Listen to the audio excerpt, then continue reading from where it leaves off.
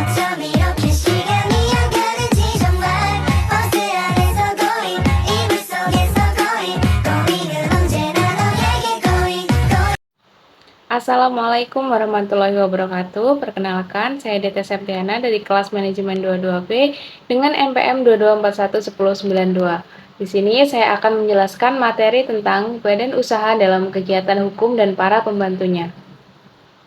Badan usaha dapat didefinisikan sebagai organisasi kesatuan yuridis dan ekonomi yang terstruktur dalam pengelolaan faktor-faktor produksi untuk menghasilkan barang dan jasa dengan tujuan untuk mencari laba atau keuntungan. Sedangkan perusahaan adalah suatu unit kegiatan yang melakukan aktivitas pengelolaan faktor produksi untuk menyediakan barang dan jasa bagi masyarakat.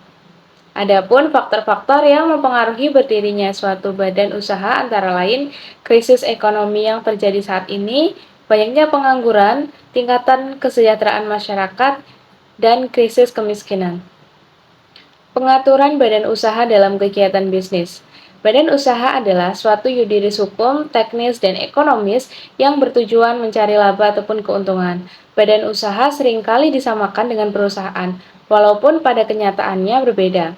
Perbedaan utamanya, badan usaha adalah lembaga, sementara perusahaan tempat di mana badan usaha itu mengelola faktor-faktor produksi. Dalam pasal 1 UU nomor 3 tahun 1982 tentang wajib daftar perusahaan yang dinyatakan sebagai berikut. Perusahaan adalah setiap bentuk badan usaha yang menjalankan setiap jenis usaha yang bersifat tetap dan terus-menerus didirikannya, bekerja serta berkedudukan dalam wilayah Indonesia dengan tujuan memperoleh keuntungan serta laba.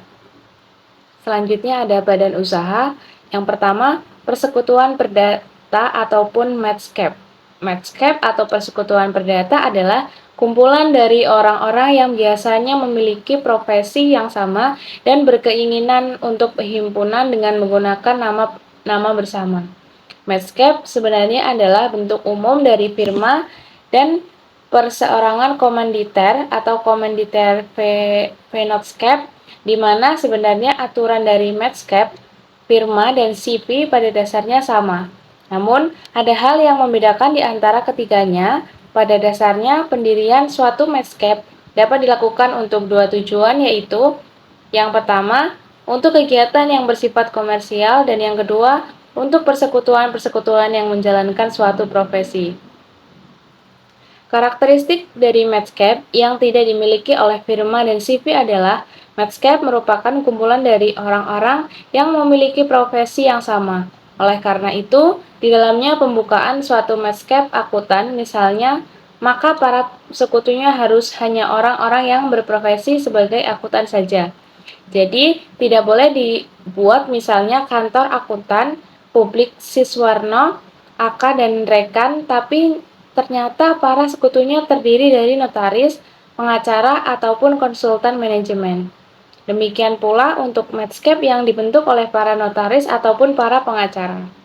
Medscape atau yang lebih dikenal sebagai persekutuan perdata, pengkongsian, kompanyon diatur dalam pasal 1618 hingga pasal 1652 KUHP dan diartikan sebagai suatu persetujuan di mana dua orang atau lebih mengingatkan diri untuk memasukkan suatu ke dalam persekutuan dengan maksud untuk membagi keuntungan yang terjadi karena pasal 1618 KUHP sesuatu di sini dapat diartikan dalam arti luas, yaitu bisa berupa uang atau juga bisa berupa barang-barang lain ataupun kerajinan yang dimasukkan ke dalam persekutuan sebagai kontribusi dari anggota atau mitra yang bersangkutan.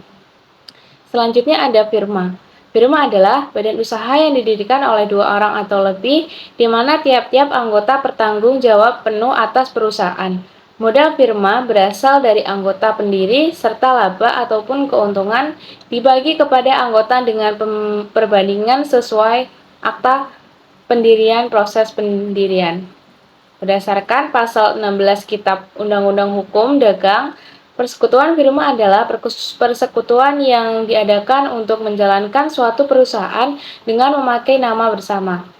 Menurut pendapat lain, persekutuan firma adalah setiap perusahaan yang didirikan untuk menjalankan suatu perusahaan di bawah nama bersama atau firma sebagai nama yang dipakai untuk dagang bersama-sama.